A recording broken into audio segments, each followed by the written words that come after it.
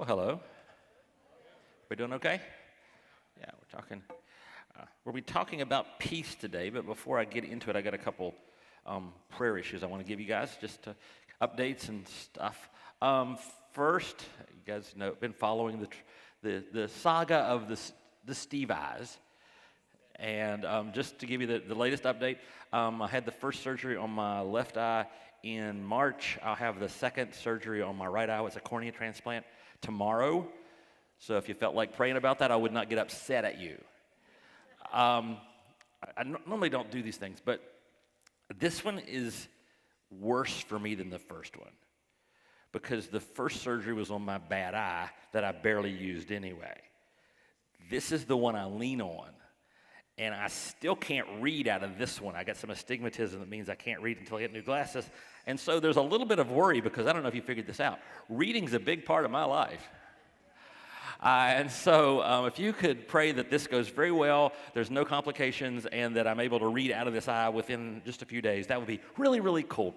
On a bigger scale, something much more important, and we have one of our families, the Sally family, and they have a grandchild, just like 3 years old, I believe, who has cancer.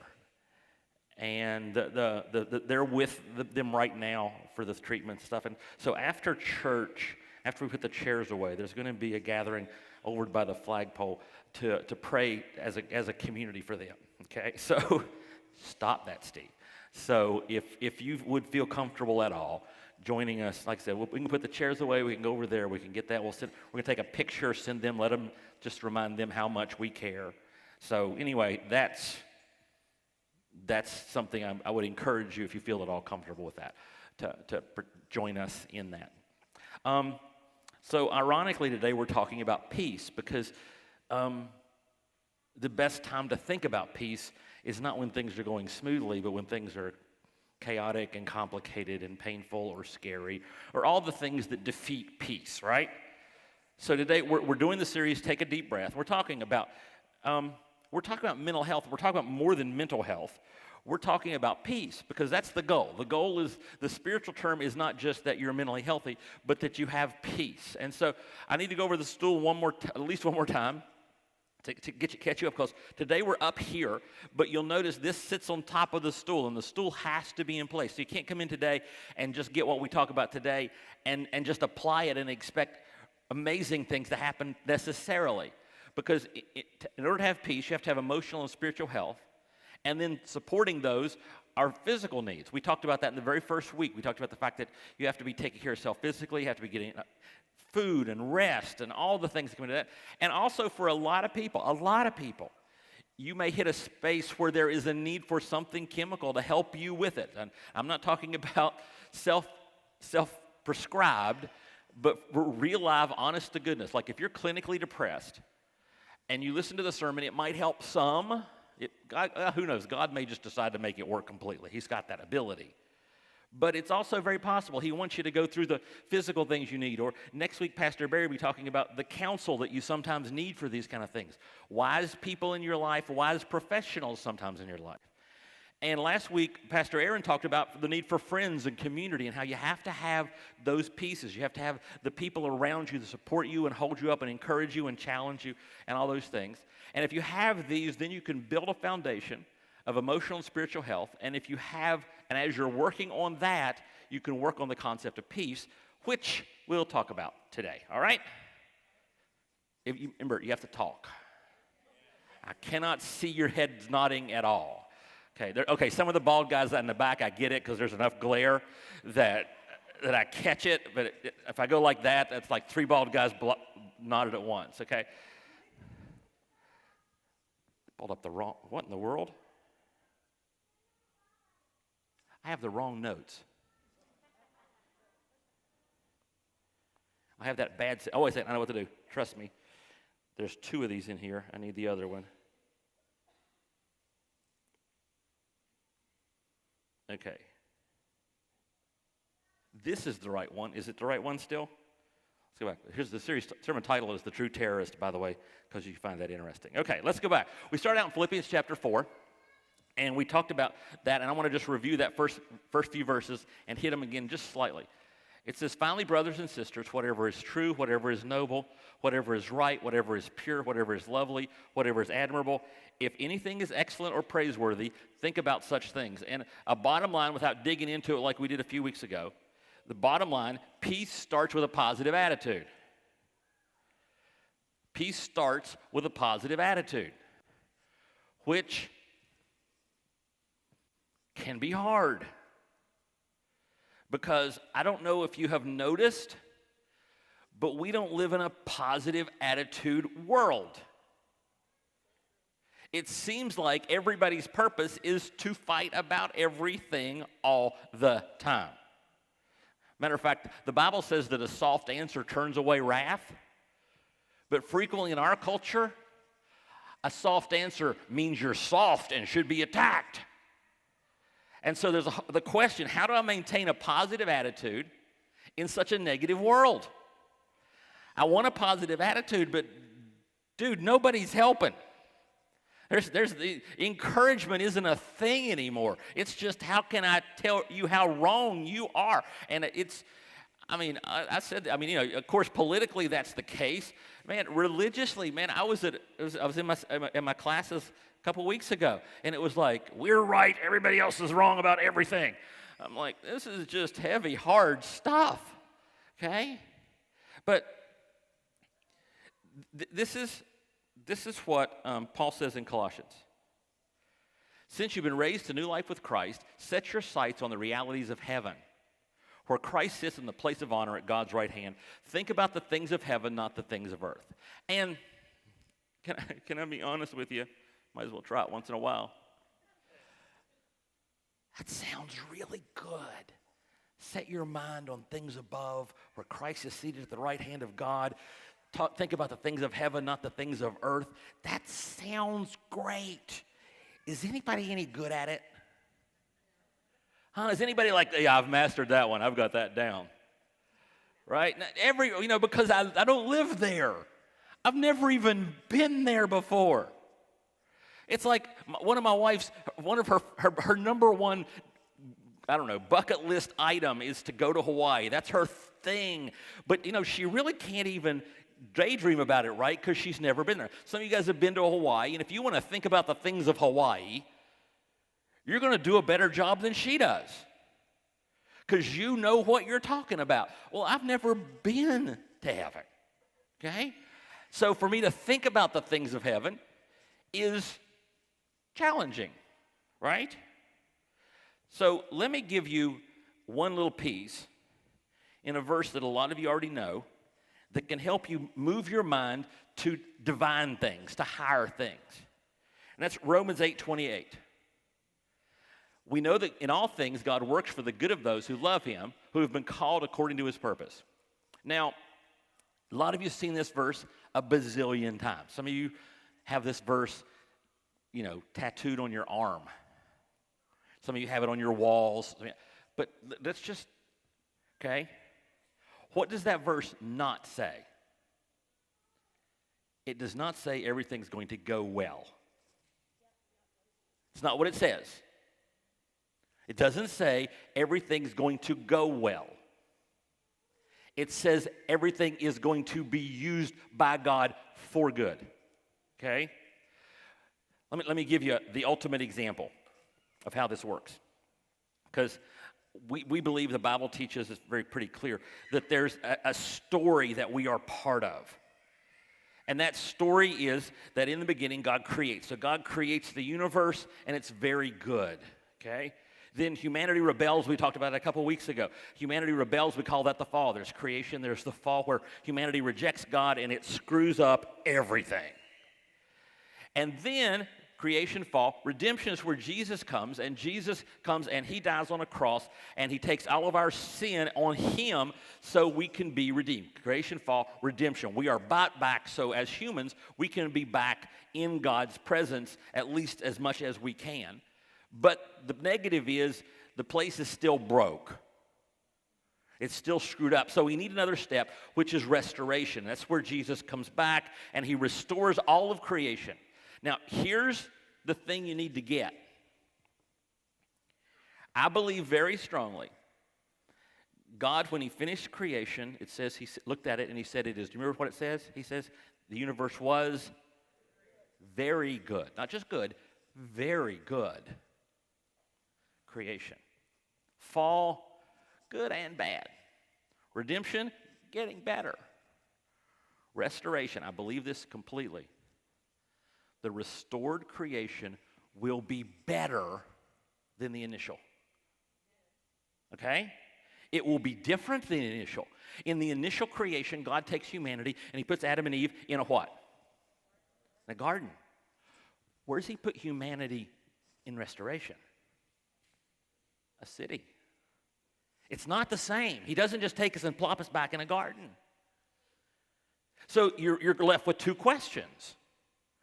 Is the city that we see in the Revelation and the all eternity there, is it less than the initial creation? Is this very good and this is pretty good?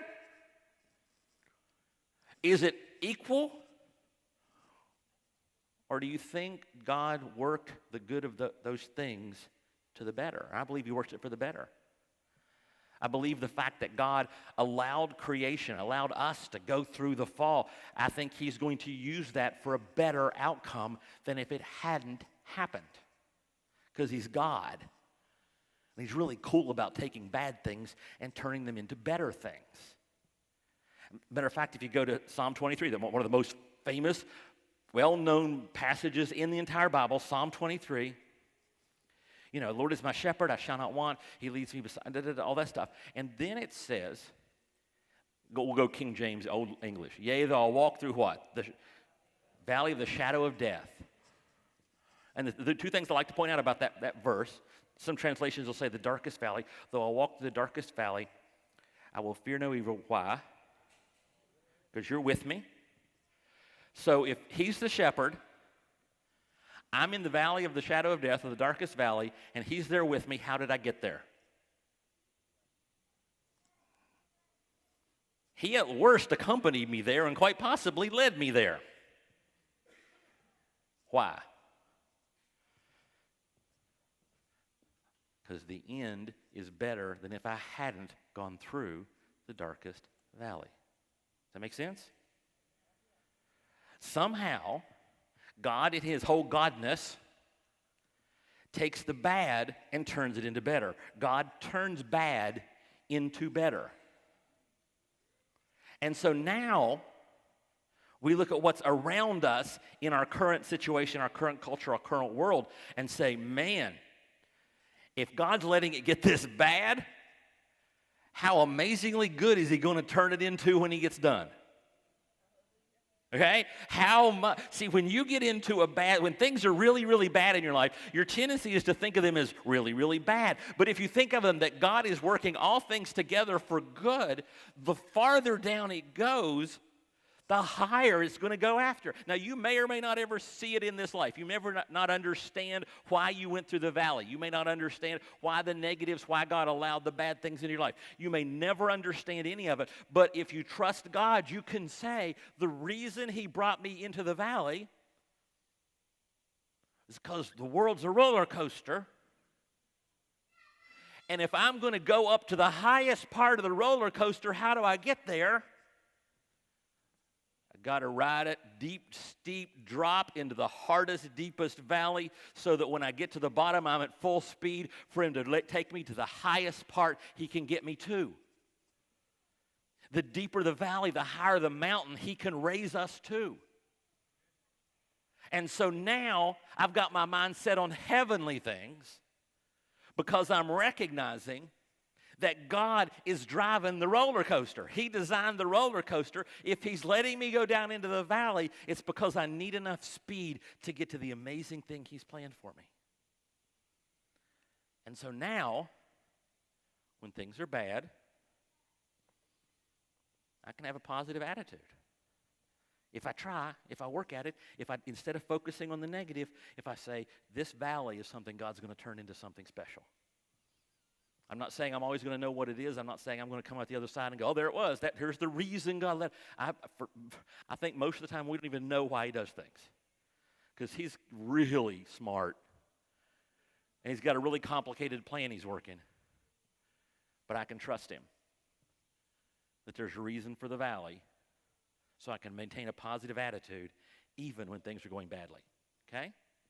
So let's keep going in Philippians. Go back to there for a little bit more. Okay? We'll get another lesson about peace. Okay? Paul said, I rejoice greatly in the Lord that at last you renewed your concern for me. In other words, the people hadn't been able to help him. They're able to help him now. Indeed, you were concerned, but you had no opportunity to show it. I am not saying this, hear this. I am not saying this because I am in need, for I have learned to be content whatever the circumstances. I know what it is to be in need. I know what it is to have plenty. I have learned the secret of being content in any and every situation. And can you think of a word that would describe being content in any and every situation? Peace. Okay? I have learned how to have peace in any situation, whether well-fed or hungry, whether living in plenty or in want. I can do all this through him who gives me strength. I can find peace everywhere because of him who gives me strength.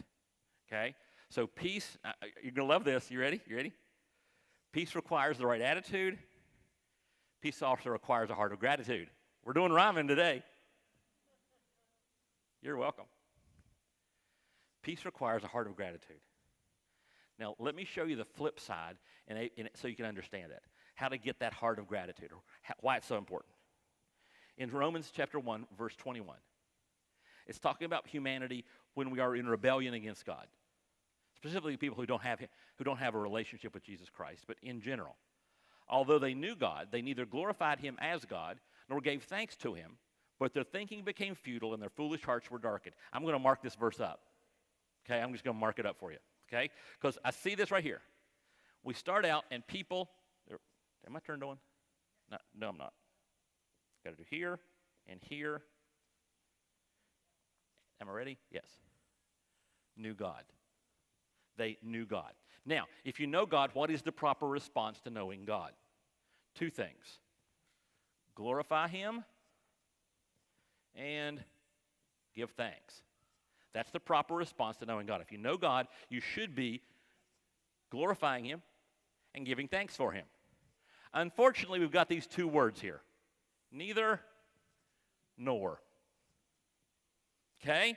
So, the right response to knowing God is to glorify him and give thanks to him, but because of the neithers, the neither and the nor, they don't glorify him, they don't give thanks to him. Here's what happens. But their thinking became futile, and their foolish hearts were darkened.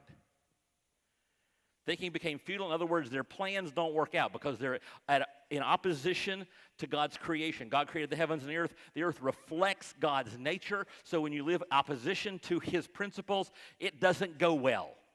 Okay? Their thinking is futile, and their hearts were darkened. What's a darkened heart mean? They didn't have peace. Okay? This is the opposite of peace.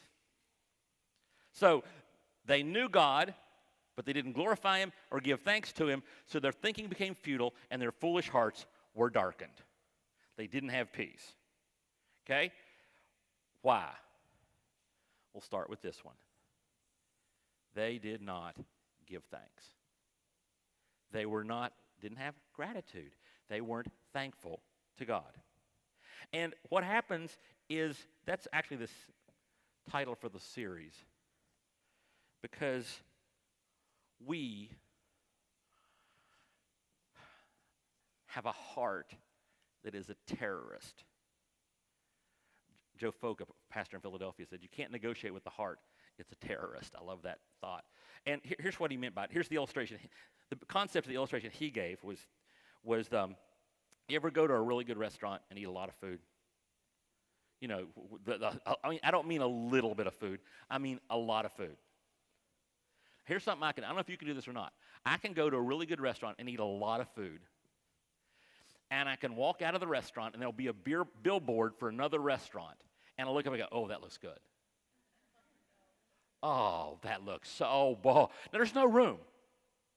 There's no possibility that I can go to that restaurant now with my heart still going, more. This is true story, and God has this habit of putting me through things, sometimes big, sometimes just little things, to help me understand and help me understand the sermon so I can explain it. So I understand it so I can explain it to you. And this week, did I mention I'm having eye surgery? Yeah, I'm having eye surgery. Not going to be able to read for at least a week, which is not good. And it was pointed out to me not long ago that there's this Bible program I have called Logos. And I have spent, I have a professional fund through the church, and I take the money out of my professional fund and I spend it on books and resources through Logos so I can do studying. And that's where, if you ever see our budget, you see professional fund for Steve. That's where it's going, almost all of it. It's going into that thing. And somebody pointed out that now they have a feature where they'll read you the books. And I'm like, that could be quite handy over the next couple of weeks. And the only problem was it's only in Logos 10, and I have Logos 9. So I have a very reasonable reason to want to go to Logos 10. And so then I go look at Logos 10. And of course, there's not just one. There are lots and lots of levels of Logos. And they're named to make you not try to want the next one up. Because there's the starter pack, there's the bronze package, there's the silver package, there's the gold package, and you think we're done, but we're not. There's a platinum package, there's a diamond package, and there's an ultimate package. And for most of the time, I've maintained either the silver or the gold package because that's usually quite sufficient for me. Although if anybody wants to get me the ultimate package, I can upgrade to it for only $20,000. So, seriously. But here's the thing. So I spend more than an hour analyzing the bronze and the silver package. Because if you get the new package, they'll throw you a bunch of new books, too. They'll upgrade to reading a few other things, but they'll also give you a bunch of new books. And I'm looking at the books for the bronze and the silver package. And I finally decide the books in the silver package, it's about 200. It was like, full disclosure, it cost $80 to $100 to upgrade to bronze and $300 to upgrade to silver. And I spent a long time studying, and I ended up getting the silver because those books that were in the silver were much, much better, but I still have no idea whether that was the right decision or not. Because my heart's as a terrorist that always wants more. And so yesterday, I'm going over the sermon, getting ready for today, going back through all the illustrations, and I'm going, now what were the packages again? Because I wanted to be able to do that whole thing, when I did all the way up to the ultimate package. I wanted to do that. I wanted to make sure I got it right because some of you guys might own Logos, and you go, Steve, you're wrong about that. So I went back and I'm looking, and you know what happened? I'm looking over the different packages, and next thing you know, I've got the chart up comparing the silver and the gold. Because for $200, I can go up to gold. Because the heart's never satisfied. The heart always, always, always wants more. Whatever I have, I want the next one up. Well, no matter how good the meal was, boy, that right there, that looks good. The heart is a terrorist.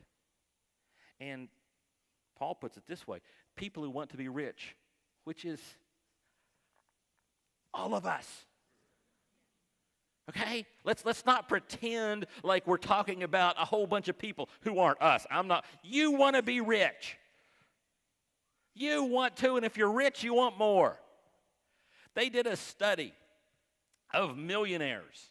They had to have at least $1 million in net worth before they would even ask them the question. And they said, how much would it take for you to be content and happy? And almost universally, they said, twice as much as I have right now. Okay? So people who want to be rich fall into all sorts of temptations and traps. They're caught by foolish and harmful desires that drag them down and destroy them. And Steve wants to be rich, and he falls into all sorts of temptations and traps. I am caught by foolish and harmful desires that drag me down, and if I let them, will destroy me. Okay? Why? Because you can't negotiate with a terrorist. Terrorist always wants more. So what do? Well, you'll never be satisfied. So you have to learn to be gratified. Be thankful. Notice how that rhymed too? It's rhyming Sunday. How do I build gratitude? Let's talk about that. Let's just go real practical. How do I build gratitude in my life? How do I make it so I'm a grateful person? 2 techniques. First technique, focus on what you have, not what you don't. Okay. Logos Bible software. I checked. Yes, I did. I checked. I have 3,000 resources. Mostly books. Some other things, but primarily books and variations of books. I have 3,000 books. Now, to be totally fair, I would guess most of them have no relevance because most of them come, anytime you buy the package, they throw in a bunch of stuff, and a lot of the books are stuff that I'll never look at, don't have any desire to ever see, don't relate to my areas of study, aren't going to help me at all, coloring books or something, just things that aren't going to help me any. I would say safely 2/3 of them are irrelevant. I think that's fair. 2/3 of them are irrelevant, which means I have 1,000 books in my field. But if I got this package, and what I'm doing at that point, I'm focusing on what I don't have instead of what I do. And that's all the tendency. That's the trap we all fall into of focusing on what we don't have, not what we do have. Psalm 16:6 is amazing. I have memorized this. I have been reciting it to myself on pretty much a daily basis for the past couple of years. The boundary lines, the land that God has given me, the boundary lines. You know what a boundary line is? The boundary lines have fallen for me in pleasant places. Surely I have a delightful inheritance.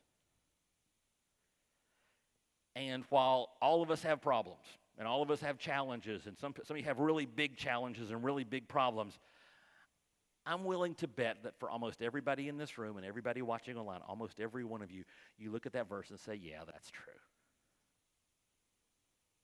Not saying everything's perfect.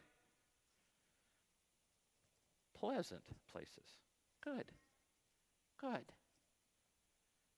doesn't take, I don't like playing this game, but it doesn't take more than a quarter of a second to start finding people who don't have as pleasant a place as I do. If you're in this room, you have a more pleasant place than I would say over 1 billion people on earth without even thinking it through. If you're watching online, at least 1 billion people are worse off than you, and I think I'm being very, very conservative when I only say 1 billion. Because there are like 7-8 billion people on earth, and I don't think I'm just in the top 1/3. I think I'm probably, and you're probably. Am I saying too much to say top 10% worldwide? In other words, there are, just to do the math for fun, 6 billion people who would trade places with you in a millisecond. They could bring their family along with them. They would trade places with you in a millisecond. You have a pleasant place. You have a delightful inheritance. And there's 2 places, that delightful inheritance that applies to what I have right this second. What I have right this second. What God has gifted me, what I have at this moment, the place that I live, the friends that I have, the stuff that I've got. I have a delightful inheritance. And ultimately, I have an inheritance that includes what? Heaven. I have a delightful inheritance. And what the enemy and what my messed up terrorist heart is going to constantly do is tell me the things I don't have. It's going to constantly say, but what if you had this? But what if you had this? But what about this? And you have to just reply back. You have to learn. You've got these voices in your head that are telling you things that aren't true, and you have to learn to call them out, call them liars, and come back with truth. And when the terrorist comes at you and says, oh, but what if you had this? You can say, but I do have this. This is what I do have. And what I do have is really, really, really good. And sure, if you gave me that, I wouldn't get upset at you, but I don't need that because I've got this. What I have is pleasant and delightful. What I have is good. And I have to teach myself every time that comes in, and it comes in all the time. But what about if you had, that's cool and all. But let me show you what I have. There's the joke, it doesn't happen much anymore because we got phones and don't. You remember back in the old days when guys had wallets that had pictures in them? Remember pictures, wallets with pictures? Some of you guys aren't old enough to remember wallets with pictures in them. But it used to be, just for those of you, for the youngins in the room, that you would have a wallet, and the wallet would be twice as thick as this one, because when you opened it up, this roll of plastic pictures would fall out, right? Everything, there'd be a picture front and back, all the way down. And one of the worst things that could happen to you is you run into somebody my age, and they go, "Let me show you my grandkids." Right? Right? You've run into that guy. You know, it could be worse with women because they got the whole purse. So they don't have to limit themselves to a wallet that'll fit in the back pocket. They got a wallet that's like this thick. And you can actually go like this and watch the kids grow. Right? That's not a bad thing. That's not a bad thing at all. Let me show you what God has given me. Let me show you how God has blessed me.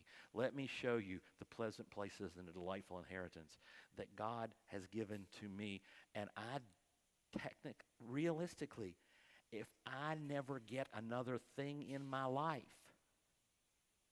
I have been blessed beyond comprehension. Okay? You don't even try to argue with me. Okay, I don't care.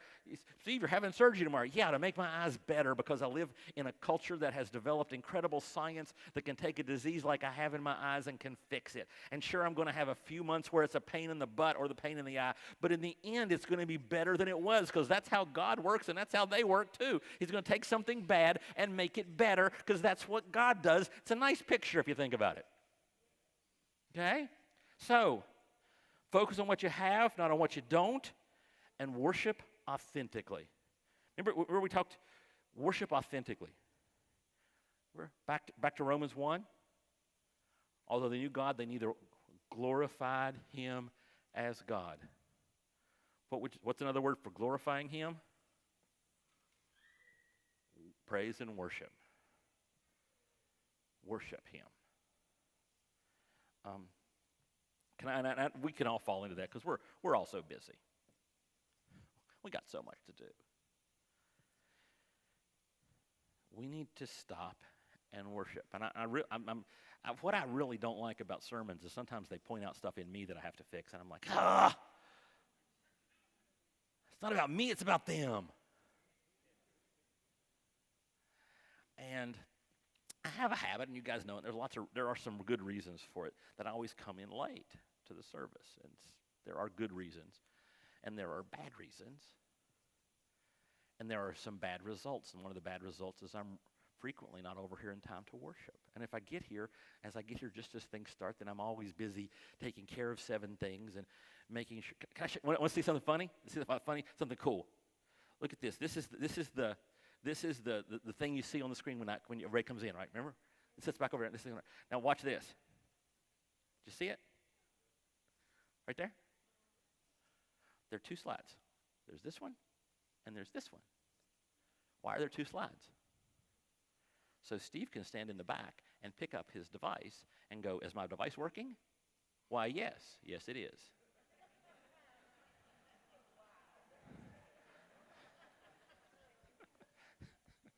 Because I like to know that my device is working before I come up here and find out that I'm on the wrong sermon. Okay. But I don't know. I just wanted to show you that because I don't know why not. But anyway, I come in late and I'm realizing, you know what would be better if I came in even just a little bit earlier. because there's 3 songs. We do 3 songs. And I have a tendency to arrive during the 3rd song. And a lot of it is, well, there's 2 services and blah, blah, blah. It's like, well, Steve, if you came up just like the same time everybody else came over, or just lightly after that, you could actually stand on the side. I come over and stand over there by that communion station. When I kind of lay my tablet down, you could actually worship. And so today I got here during the 1st song, threw everybody off. Why is Steve here? And I stood over there and I sang along and I worshiped, and tears came to my eyes, and I'm like, you know what? This is better. And some of you guys, I know you're busy and it's hard to get here on time. But if you get here on time, and that's not the only way to worship. Singing isn't the only way to worship, but it's a way to worship. And if you get here, and I'm not castigating you, I'm not trying to shame anybody. I'm just pointing it out. It's an opportunity to worship. And the more you worship, the easier it is to have gratitude. And the more you have gratitude, the more you glorify Him, and it becomes less likely that your thinking becomes futile, and your foolish heart becomes less darkened, and you have a better shot at peace. Okay? All right. I took way too long to get to the last one. Okay? Here we go. Attitude, gratitude, servitude. Mental health blossoms in the soil of servitude. I could have said service, but it wouldn't have rhymed. Also, servitude gives you a different picture than service. Servitude is lower. Service is what I can do if I am the rich person who shows up to help the others. I am serving the poor. Servitude means I am in service to the poor. See the difference? I'm a word geek, so if you don't see the difference, I fully understand. But I see the difference, and it's huge, okay? Matter of fact, let's go back to Philippians 4, where he says all that stuff about finding peace. One little thing, when he started that whole concept, he said, finally, brothers and sisters, and the word was finally. And if you don't recognize that, Philippians is a book with only 4 chapters in it. We are in chapter 4. Finally, he's saying, summing up the whole book. He says all these things about having peace. And back in, where'd it go? Oh, this is Philippians 2. This is wrong verse, but it's okay. I mean, it's the right verse, wrong. At the end, the thing at the end is going to be wrong. Okay? He says in chapter 2, do nothing out of selfish ambition or vain conceit. Rather, in humility, value others above yourselves. Not looking to your own interest, but each of you to the interests of others. That's actually Philippians 2:8.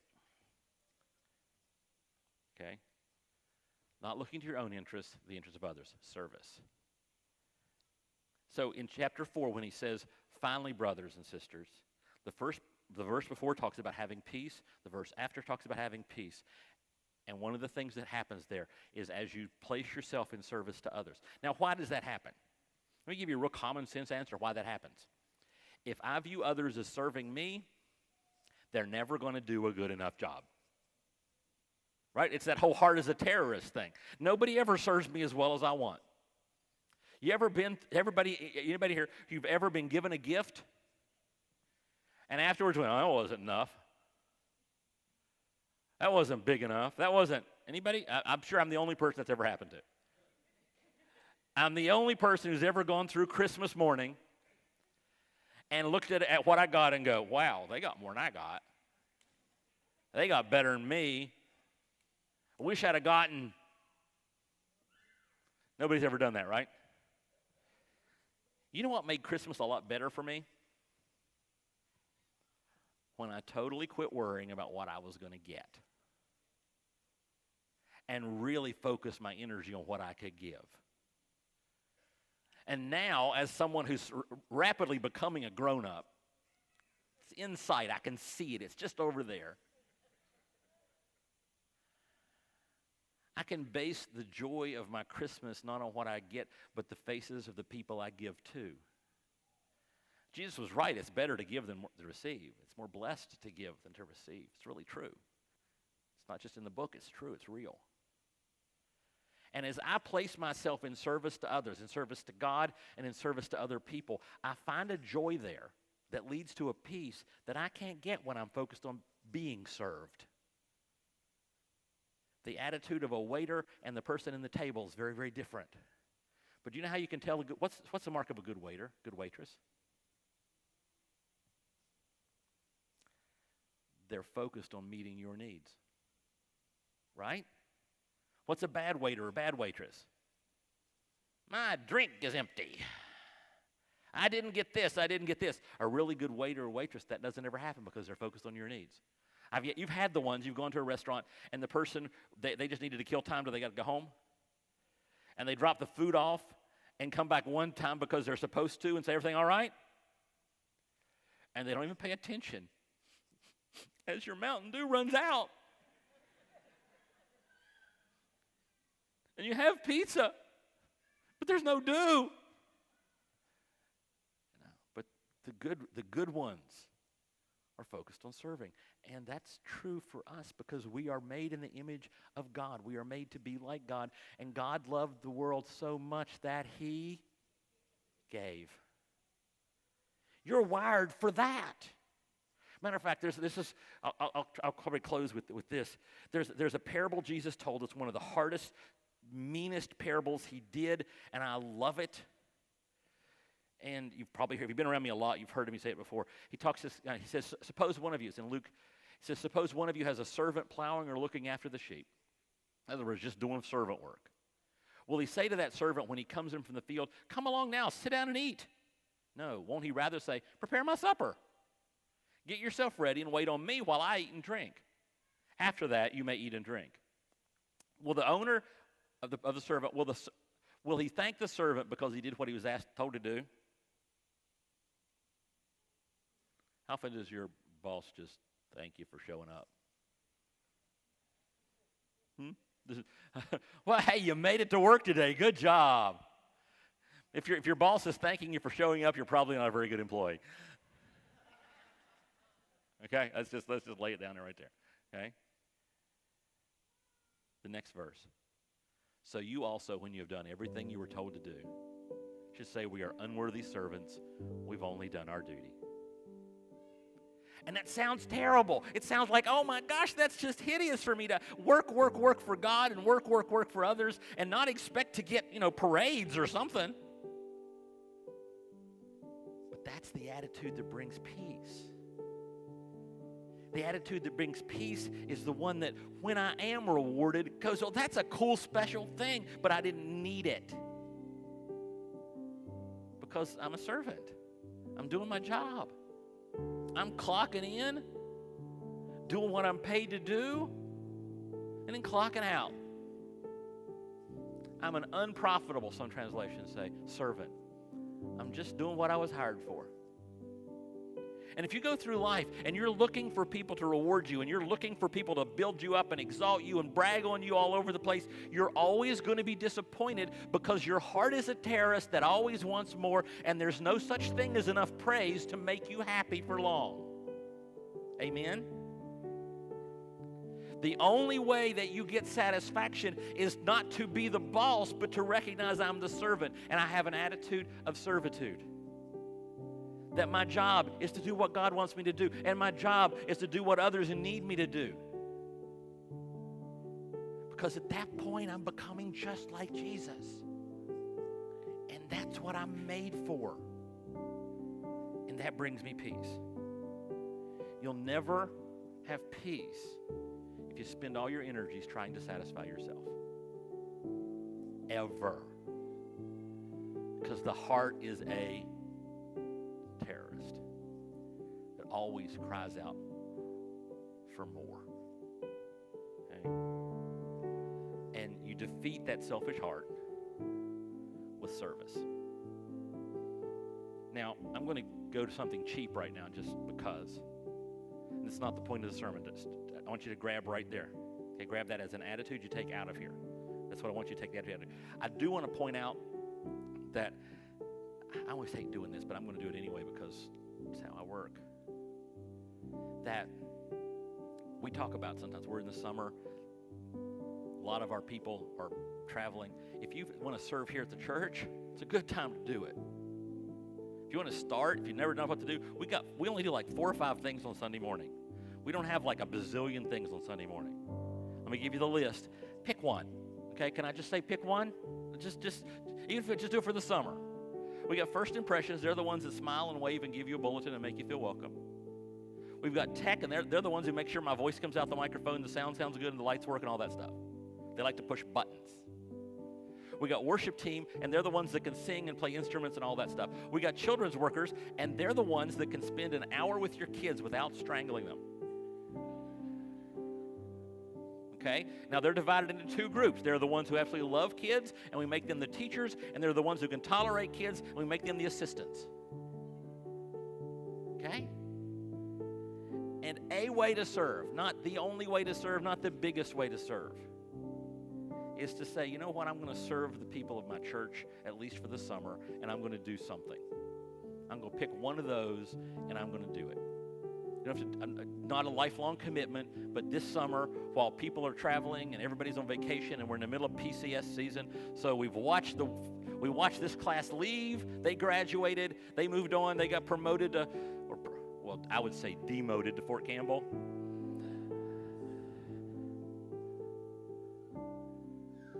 And serve. It'll help you because it'll help you develop the attitude. The attitude that says I'm serving. And then as you develop the attitude, you can take it out there and you can do bigger and greater things. We do so many things, Barry mentioned earlier. We do so many things here at the church to help. We'll have a backpack brigade thing we'll do in the fall where we'll help as many of the kids who are disadvantaged in our area as possible by giving them some stuff they can use to get going in their year so there's a shot they'll have a good year. And just over and over, we'll do something at Christmas. We just do things all the time to help people. And in your life, as you want to freak your people who you work with out, start coming to them as their servant. Start saying, how can I help you? Instead of saying, how can you help me? How can I help you? It'll change everything about your life. Because it'll mean you're starting to have a positive attitude. It'll mean you're developing gratitude and that you're moving into servitude. And when you do all three of those, you know what that adds up to? Peace. Doesn't rhyme, but it works. Let's pray. Father, thank you for the fact that you want us to have peace. It's not some obscure thing that's out there that's offered to just a few of the super Christians, but that peace is your desire for all of us. Father, there are probably people here and online who think they don't deserve peace. But Father, you want to give peace. Maybe they think they've done something in their past that you can't forgive, and that's not true. Jesus died on the cross for all of us. And Father, help us to recognize just how terroristic our hearts are. Just how much we always want more. And help us to challenge that by not giving into it, but seeking to be positive, seeking to be grateful, seeking to serve. And use us to serve others for your glory. And as your byproduct, give us peace. It's in Jesus' name I pray. Amen. If you heard something